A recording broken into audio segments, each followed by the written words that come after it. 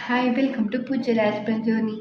So இன்னைக்கு வீடியோவில் நம்ம என்ன பார்க்கலாம்னா, இன்னைக்கு நான் ஜஸ்ட் ஒரு இன்ஃபர்மேஷனா இல்லை கருத்தா அதெல்லாம் எனக்கு தெரியல. நான் சொல்லணும்னு தோணுச்சு, நான் சொல்கிறேன்.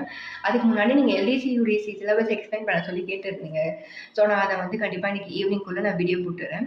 ஏன்னா நான் ஏன் வீடியோ போடல அப்படின்னா, நிறையா யூடியூப் சேனல்ஸ்லாம் ஆல்ரெடி போட்டாங்க. ஸோ போட்ட இன்ஃபர்மேஷனையும் போட தேவையில்லன்றதுனால தான் நான் போடல.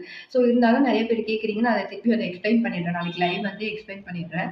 ஸோ நெக்ஸ்ட் நான் இப்போ என்ன விஷயம் சொல்ல வந்தேன்னா, இன்னொன்றும் கேட்டிருந்தாங்க, கோச்சிங் கிளாஸ் எது பெஸ்ட்டாக இருக்கும். என்னை பொறுத்த வரைக்கும் எனக்கு ஒப்பீனியன் கோச்சிங் கிளாஸில் அவ்வளோ குட்டாக இல்லை சொல்லப்போனால். ஏன்னா நான் என் ஃப்ரெண்டு ஆல்ரெடி நாங்கள் எப்படின்னா ஒரு 4 பேர் இருப்போம் கேங்க.